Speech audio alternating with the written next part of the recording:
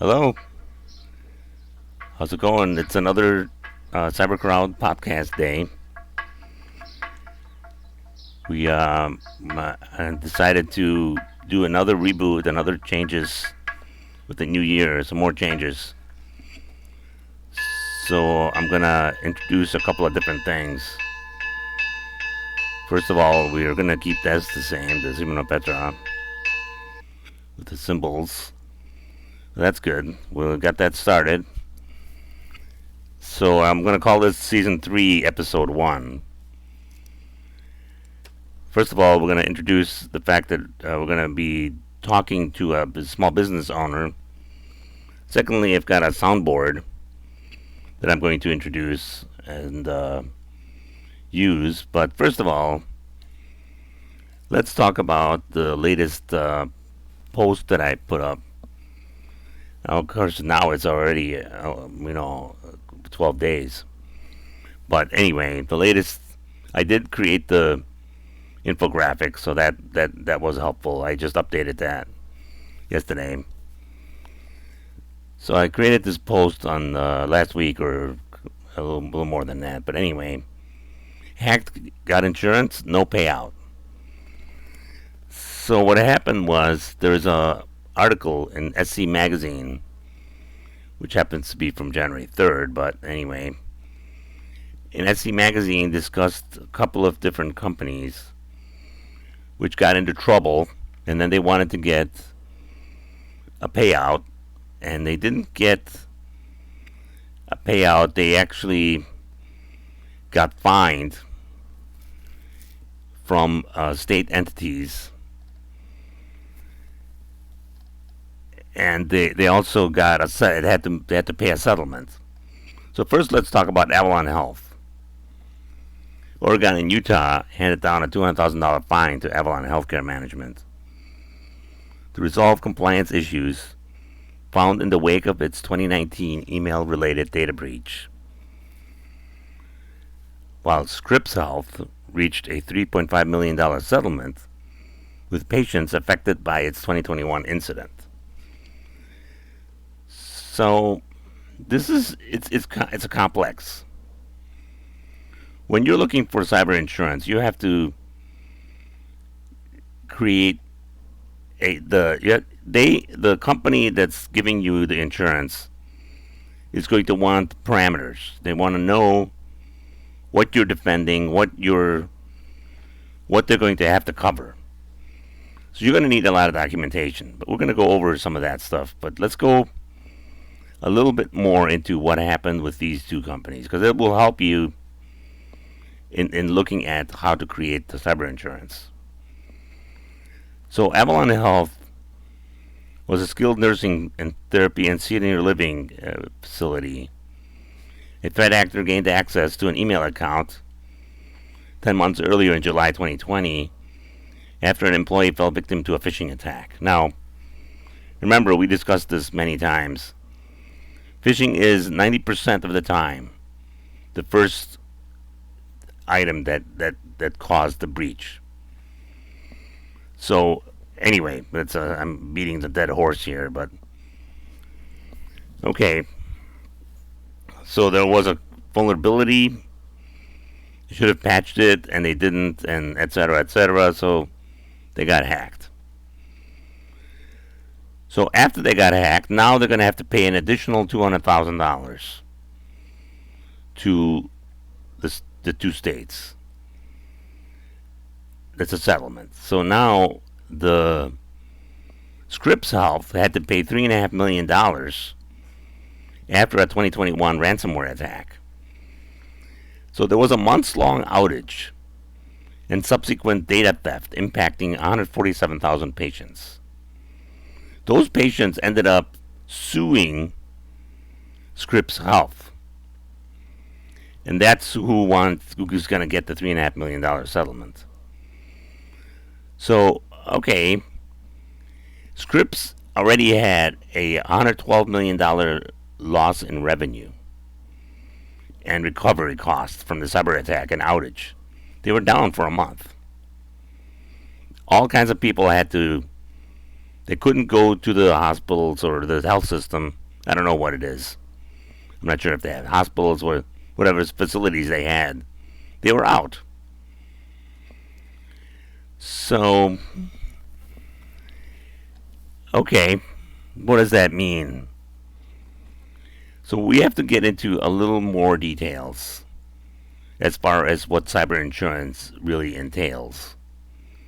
For that, I would like to look back at my post where I went and did a little more research into Harvard Business Review article.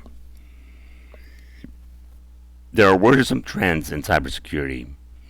Attacks are more sophisticated, ransoms are rising, uncertainty is growing. While companies might look to cyber insurance to protect themselves from these growing risks, there's another problem. There might just not be enough money in the still emerging sector to cover their needs. So what can companies do?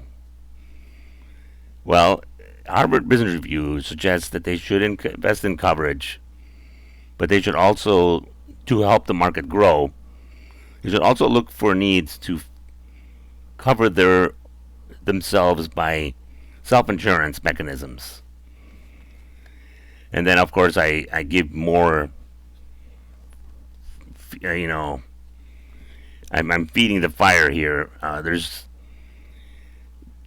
Jen Easterly is the director of CISA.gov. She's a government. She runs the government agency CISA, and they basically recommend that yes, we are getting hacked. It's bad out there, and that's what she's saying in this video, the Tech Check show that she was on. So let's talk about a little bit more of cyber insurance. So let's say a small business owner came up to me and said, I really need cyber insurance. How are we going to develop this? Well, I need to go back to him and say, I'm fictitious company has Jimmy and Jen. They're both running a company, and we need to find out what are they doing? Are they accepting credit cards? Do they need PCI compliance? How many patients or how many people do they cover? Are they patients? Are they consultants? Are they covering animals? So in other words, the owners of the animals, etc. It just depends on what kind of business they have. So we have to figure out what they're doing, what are the risks, what kind of systems do they have, what can be hacked. So I actually, I don't know if I actually asked ChatGPT, an AI program, what are the pitfalls of cyber insurance? And just because AI can be a little wordy, but sometimes it kind of covers the basics. So this is what it said. Cyber insurance can provide valuable protection for businesses and individuals against financial consequences of cyber attacks, data breaches, and other digital threats. However, there are a few potential pitfalls to be aware of. Insurance policies can vary widely in terms of the cyber types of threats they cover and the amount of protection they provide. It's important to carefully review the terms of a policy to make sure it covers the specific risks you're concerned about. Exclusions and limitations. Many cyber insurance policies have exclusions and limitations that can limit the scope of coverage. For example, a policy may exclude coverage for certain types of attacks, or it may limit the amount of damages that are covered. So it all goes back to what you have to defend. The cost. Cyber insurance can be expensive. So one of the things that the Harvard Business Review was saying is it only takes a few successful attacks for the cyber insurance company to almost run out of money. I mean, we are talking about a beginning industry here, cyber insurance businesses. So they're going to sometimes going to be looking at you and saying, "Hey, did you really do this, this, and this?" They're going to have a couple of gotcha clauses. So how do we set ourselves up so we don't get the gotcha clauses? So let's talk about some potential pitfalls here. So if you have compliance, is your compliance paperwork done correctly? So if you are under PCI compliance, if you accept credit cards, did you do all the paperwork that you need to do? If not, you may not get a payout. Because they'll just say, "Hey, you didn't do what you needed to do over here. Why should we pay you?" So it depends on your legalese in the contract, but it's definitely a possibility. So you don't want to get this problem. Too late. You're hacked. Right? You don't want to be hacked. Once you're hacked, then the game changes. So how did it start? Some hacks are not covered by Cyberinsurance.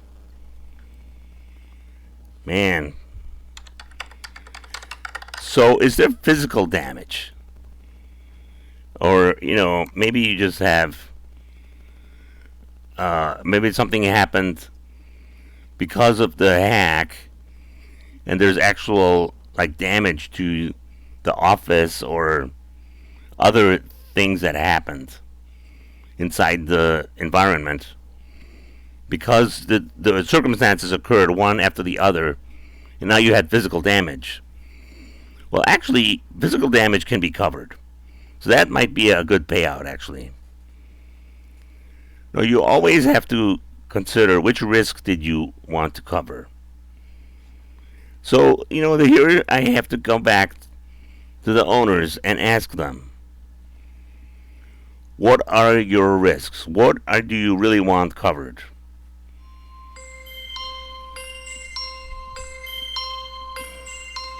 So what are they going to answer? This is why we got we're waiting for the answer here. All right, so yeah, I mean, maybe they're just thinking about it. I don't know. So if there's medium. Managing your systems within 3 months. So what are you supposed to do normally if you just want to have a secure environment? There's 3 things. 3. So 1, patch your systems. Right? You got to patch your systems. You got to update your systems. And you have to document this stuff. You got to have a security policy. 2, you have to back up your systems. If you don't have a backup, if you didn't patch your systems, you're not going to get a payout. I mean, more than likely. Because the cyber insurance company doesn't want to insure you, and 100% of the time you will get hacked. I mean, that's just ridiculous. You're hacked. I mean, you don't want to get hacked. For sure. If you don't patch your systems, you don't have a backup, you're probably screwed. So anyway, right? That's what's going to happen. So, one more thing you got to do, you got to train your employees for phishing awareness. Because phishing is so prevalent. You have to defend against phishing. Do you have a phishing awareness program? Yeah. It's like no answer. Nothing. Yeah, we don't want to have any problems. So you got to do everything. All 3 of those things you got to do. You got to have documentation. This is very good to document everything. So, all right, very good. So let's say you did all of that. You got the documentation. You figured out your risks. You wrote them out. Keep in mind that the insurance is still relatively young. It hasn't been around for 100 years, like the property insurance. They don't have a lot of data. So if you get hacked in a way that they did not anticipate, or maybe let's turn it around and say, if you get hacked in a way that they anticipated, and you anticipated, maybe they have a clause for that says no, you won't get paid out if you got hacked exactly the way you thought you'd get hacked. You almost have to get hacked. So let's say you do everything. This is what we were discussing this. Because the cyber insurance companies sometimes they want you to do everything under the sun to get insurance. And I was like, well, hey, if we did all of that, maybe we won't get hacked anyway. Well, this is the thing. So they want to make sure that you do as much as possible.